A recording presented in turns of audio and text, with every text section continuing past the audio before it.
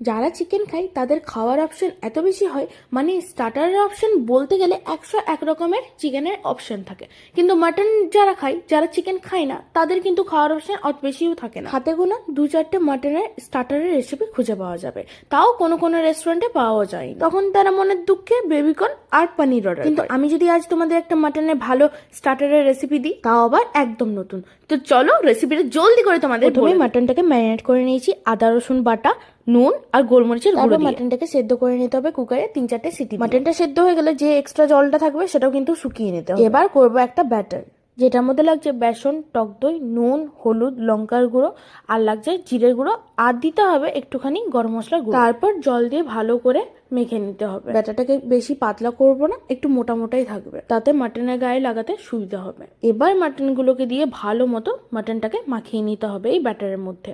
ভালো করে মাখানো হয়ে গেলে 1 ঘন্টার জন্য এবারে আমি ফ্রিজে রেখে দেবো। এবার যখন ফ্রিজ থেকে বার করবেন দেখবেন মাটনটা পুরোপুরি সেট হয়ে গেছে ব্যাটারটার মধ্যে। এবার কড়াইয়ের মধ্যে সাদা তেল দিয়ে এই মাটনের পিসগুলোকে আমি এপিট ওপিট করে 8 মিনিট মতো ভেজে নিয়েছি। প্রথমে একটু হাই ফ্লেমে তেলটা গরম করে নিয়ে তারপর লো ফ্লেমে মাটনটাকে ভাজতে থাকবে, এতে মাটনটা বেশ মুচমুচে হবে। এবার মাটনটার গায়ে আমি দিয়ে দেবো একটুখানি বিট নুন। আমার কাছে চাট মশলা ছিল না, আপনাদের কাছে যদি চাট মশলা থাকে তাহলে কিন্তু আপনারা সেটাও ব্যবহার করতে পারেন। মাটনটা ভেতরটা যেমন কুক হয়েছিল আর বাইরেটা তেমনই ক্রিস্পি হয়েছিল। এটা একবার হলেও অবশ্যই ট্রাই করে দেখবেন, চায়ের সাথে এটা জাস্ট দুর্দান্ত জমে। আর কমেন্টে কিন্তু অবশ্যই জানাতে ভুলবেন না যে রেসিপিটা কেমন লাগলো। সত্যি বলতে আপনাদের জাস্ট একটা কমেন্ট আমার কাছে অনেক ভ্যালুয়েবল, তাই লাইক কমেন্ট শেয়ার করতে একদম ভুলবেন না, আর সাবস্ক্রাইব করে আমার চ্যানেলটির পাশে থাকুন। দেখা হচ্ছে পরের ভিডিওতে।